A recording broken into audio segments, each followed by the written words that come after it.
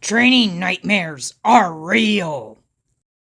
Hello everyone, and especially my cool kids.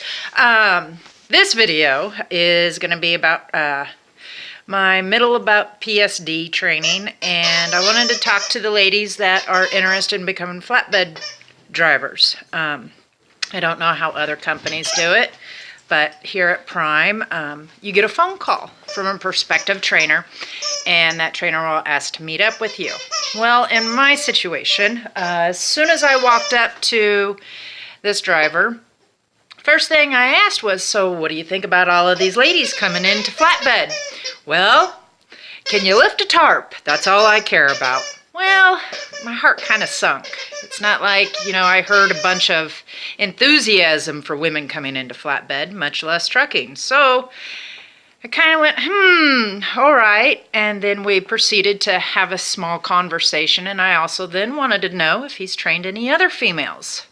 Lo and behold, I should have stopped as soon as I heard this. The only female that he's ever trained was his girlfriend. That's right, the only other female, his girlfriend. I knew right then and there that I probably should not have gone with this gentleman, but for some reason, I felt like because he kind of reminded me of some of my friends, that maybe it wouldn't be so bad. It was a nightmare. Absolutely. Anytime I got behind the wheel, my driving was fine. Absolutely. But whenever it came to shifting, it was a yelling match. I mean, I had not been yelled at so much in my life. It's not like I'm not already nervous, but being yelled at while doing a rolling through a rest area, whenever I'm trying to watch for families, other vehicles, trucks backing, and I'm still trying to learn my downshifting and then my upshifting again, and getting yelled at terminology that I have no idea what it means. Short porch! Short porch! Well, guess what? Learned real fast, though, that a short porch is a very short distance that you have available to make your choice on which way you're going to turn. Needless to say, we did end our training relationship due to the fact that whenever I had to get pulled into a way station, I was following all the signs. I actually downshifted what I felt was appropriate, and I was braking appropriately. I was at the speeds that needed to be at for going through a way station. This gentleman proceeds to yell at me that I am not braking correctly. I say very calmly, I don't brake like you, obviously. I didn't cuss, no nothing. So I'm still behind the wheel, and this guy proceeds to tell me that this is probably not going to work. Well, after 3 days of being yelled at, I said, you know what? You're probably right. Mind you, I'm still driving along, and I am to pull into the very, very next exit, I believe was the rest area. He tells me to go ahead and park. Ladies and gentlemen, let me tell you, I pulled into my parking spot with even space in between those lines, straight as an arrow. I was tickled pink with the way I was able to handle myself, even during the most stressful of situations. But still yet, I'm the one to blame because I have no previous experience. I'm really kind of upset about that too.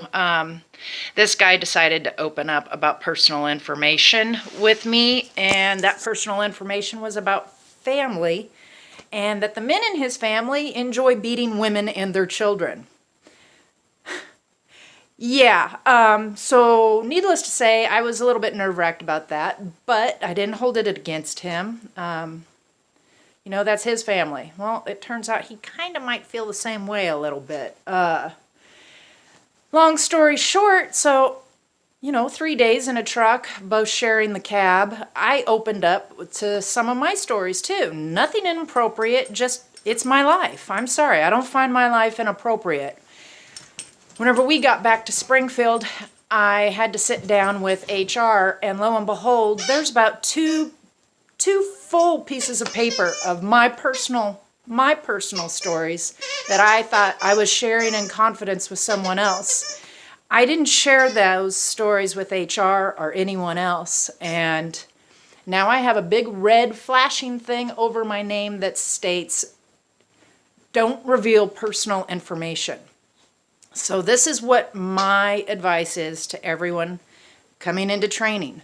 Be very careful about what you say. If you don't want anybody else to know something, or if you feel like you wouldn't just blurt out that information to someone you don't know, you don't need to share it with anybody. Because if your training goes south after a few days of things going well, they're probably going to share that you're an inappropriate person for no reason at all. I am back in Springfield.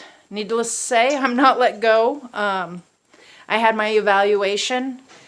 The eval said that I'm actually a really good driver. I just need to work on some certain things that would be considered critical, but I thought it was okay because that's what I saw out on the road. So I'm persevering. I know my first year is going to be the hardest year probably of my life ever, and it's been a bit of a bumpy start to my new life. And if you have any questions or if you need any advice about anything, please feel free to comment, email me, and I'm more than happy to be there for you. Thanks you guys for watching. Stay tuned. And backing is something that I got to work on. Yesterday was the first time I ever backed, and let me tell you, I thought I was hauling 50 foot of wild stallions. I had that trailer just a popping up and down, jumping left and right. It was hilarious. I got so nervous. But anyways, that's for another day. I'm working hard at this, and I appreciate all of you for watching. And stay tuned. The journey's just starting. Thank you.